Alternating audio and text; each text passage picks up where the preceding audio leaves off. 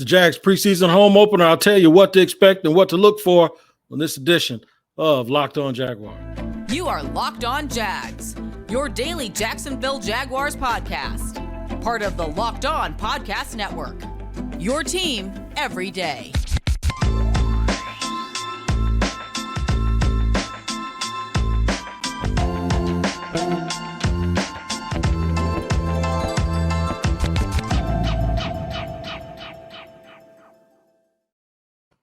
Hello again, everyone. I'm Tony Wiggins here, the host of Locked On Jaguars. Thank you for joining us for today's podcast.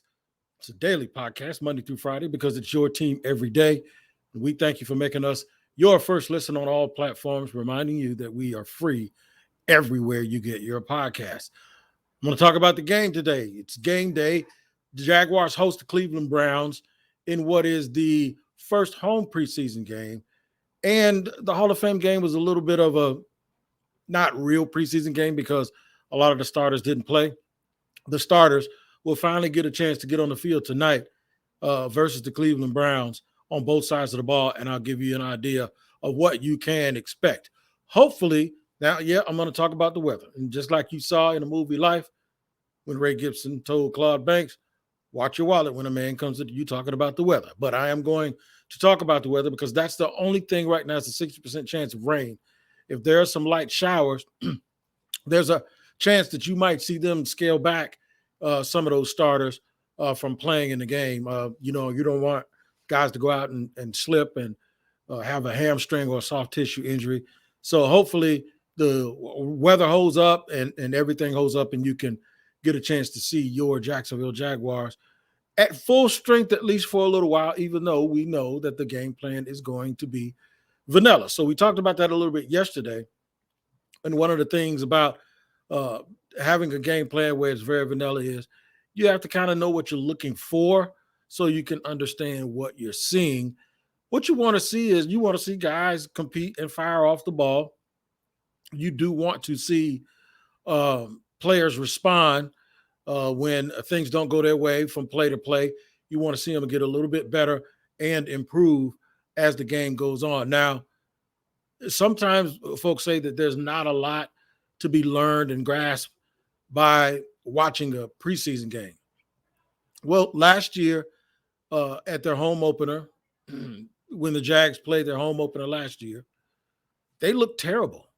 They looked terrible in the first half, and Urban Meyer said at halftime, going into halftime, this is not what we want to be. We look slow. That's not how we want to play. It turned out it was a microcosm of what was to come because the rest of the year sort of looked just that way. The Jags were extremely unorganized, pedestrian on offense.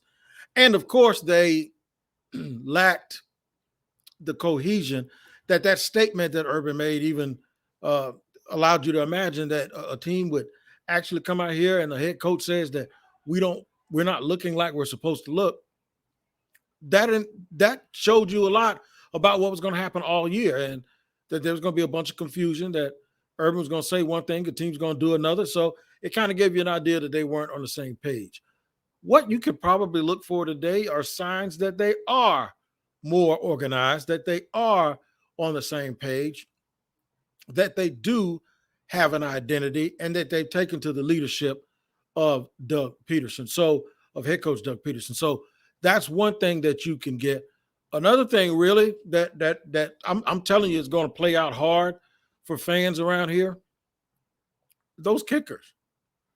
They want to start seeing, look, some people believe, my mother was talking to me this morning, and she does not believe the kicker for this team is currently on the roster. That could be true.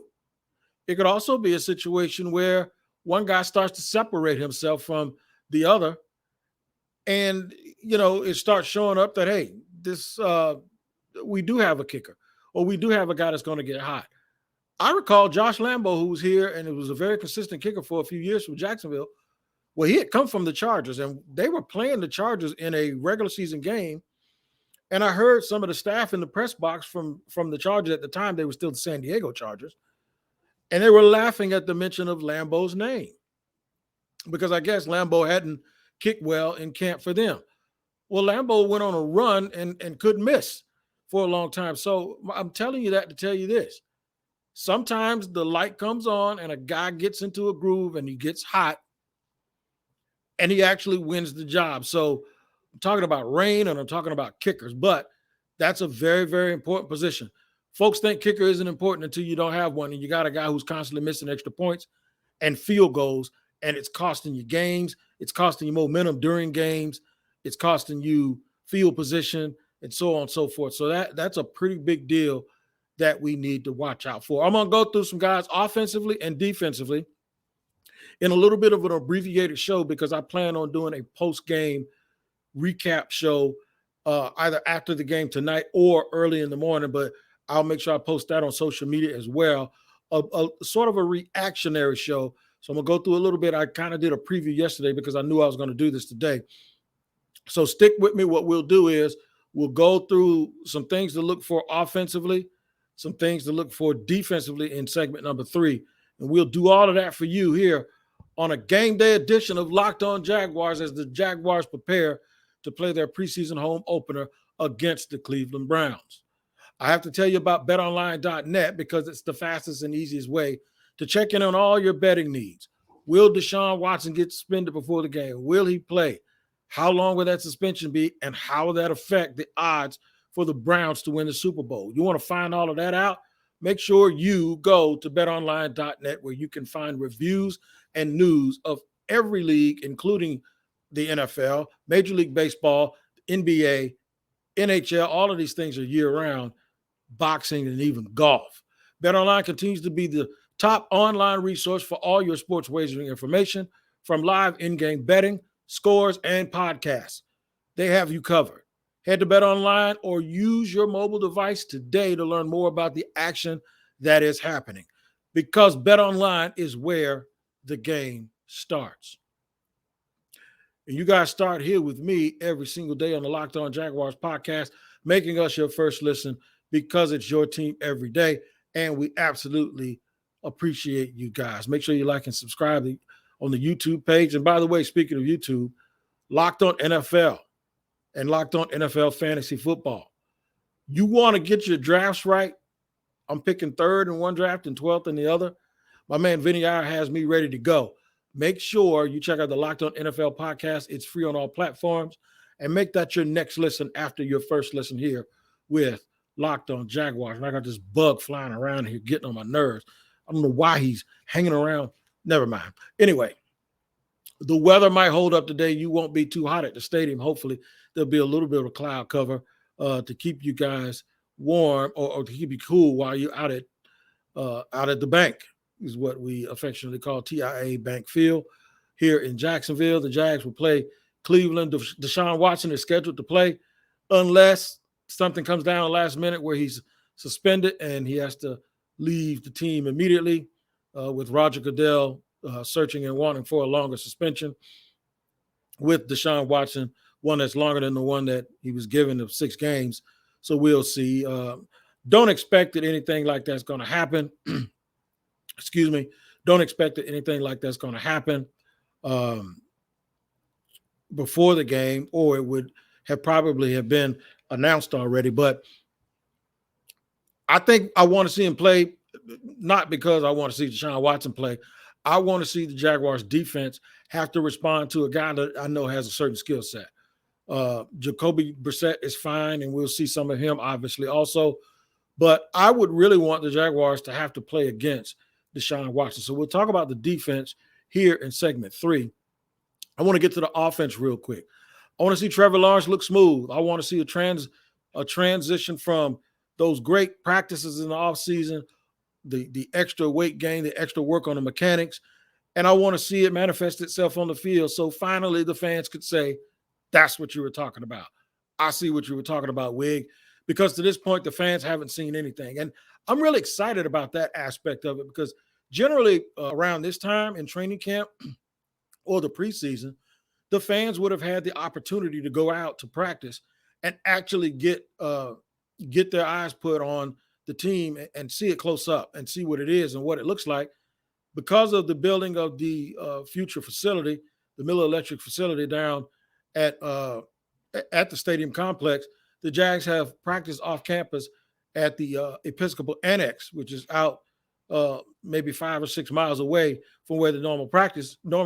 So they haven't had fans other than family members and I think selective season ticket holders and the rest of the media. But fans have had to rely on not just me, but guys like John Shipley and Demetrius Harvey who cover the team, and and all of the radio and TV people also, to give them an idea of what this team sort of looks like, to see if it's going to be any different. Because the one thing the fans really have they've really suffered through is every year having this expectation that things are going to get better, and then all of a sudden they pop out and things look the same. It's just that the people change. Well, this year I've kind of told people where it does look a little bit different. They do look more stout in certain areas. And one of them is quarterback with Trevor Lawrence, and the other is Travis Etienne looking really, really good, and those wide receivers. I've also been impressed with Cam Robinson at left tackle, and we discussed that yesterday. I want to see him matched up against Myles Garrett. I want to see that first couple of series, or that first time that Myles comes off the edge and tries to pass rush. So that's why I hope Cleveland plays more of their people as well. Cleveland has a really nice front, and they also have really good corners. To see the matchup with Denzel Ward and the safeties that they have, when they're going to match up against the wide receivers, the new wide receivers, I want to see now, are these guys going to get open the way that they seemed like they were getting open in practice, and is the rhythm going to be the same? That's a very important thing that we have to get to the bottom of. It's like, why were they looking so good in practice? Was it because the defense was bad, or is it because they really, really improved? And I would think that the answer is it probably lies somewhere in between, but you'll have a chance to see. The interior of the defensive line is very, very important to me also. I want to see with the replacement of Brandon Linder, how that rookie Luke Fortner out of Kentucky looks at center in live game action against guys that he hasn't seen and doesn't know. Also, Tyler Shatley finally gets a chance to start at left guard after being a career reserve here. I also want to see if that's going to work out, or if they're going to eventually have to go back to Ben Barch, or possibly even try to move Walker Little inside, which I haven't seen a bunch of that either. And then I want to see the difference between Juwan Taylor and Walker Little in game action. We've seen it in practice. Little has had his moments where he's been impressive, but they really, really do like Juwan Taylor. So getting a look at those guys, also seeing if which Evan Ingram's going to show up. Is he going to drop, or is he going to catch? And how they're able to put an entire drive together and at least get down the field and get some points early, especially if they win the coin toss, or even if they don't win the coin toss and they get the ball for the first time. The last thing you want to see when you want to see a team and their starters for one or two drives is these really, really quick 3 and outs, because it won't get a chance to tell you a whole bunch about the club and where they are. The running backs, it's going to be very, very imperative that everyone who's playing stays healthy.